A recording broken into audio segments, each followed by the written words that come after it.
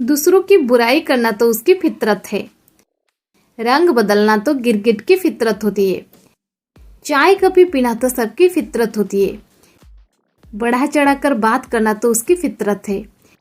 Guys, इस प्रकार के सेंटेंसेस को हम हमारे डे टू डे लाइफ में कभी ना कभी यूज करते हैं।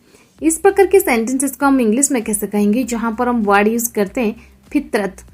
चलिए सबसे पहले इसकी इंग्लिश जान लेते हैं। फितरत, इसे हम इस प्रकार भी कहते हैं आदत या फिर प्रवृत्ति। इन तीनों का मतलब एक ही होता है, बट कहने का फर्क होता है।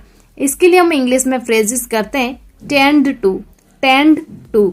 चलिए इसका कंप्लीट स्ट्रक्चर देख लेते हैं। स्ट्रक्चर में पहले आपको यूज कर देनी है सब्जेक्ट, इसके बाद टेंड टू या फिर टेंड्स टू, इसके बाद आपको यूज कर देनी है वर्ब की फर्स्ट फॉर्म और लास्ट में ऑब्जेक्ट या फिर अदर वर्ड्स।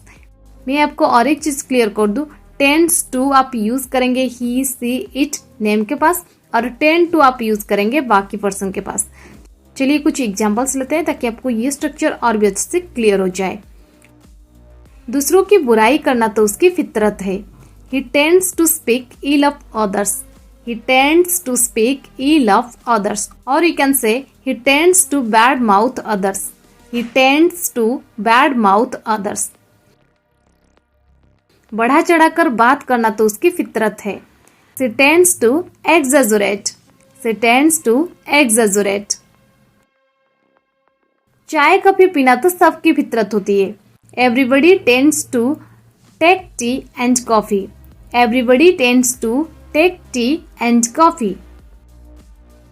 रंग बदलना तो गिरगिट की फितरत होती है। Chameleon tends to change colors.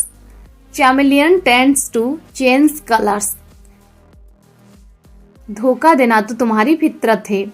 You tend to deceive. You tend to deceive. पढ़ाई से भागना तो तुम्हारी फितरत है। You tend to run away from studies. You tend to run away from studies. भावनात्मक होना तो महिलाओं की फितरत होती है।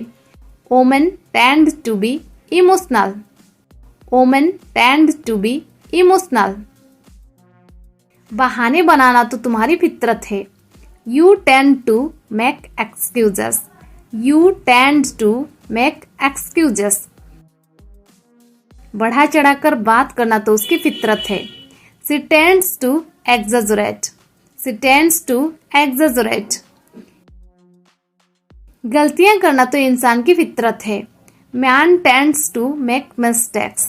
Man tends to make mistakes. झूठ बोलना तो उसकी फितरत है। He tends to lie.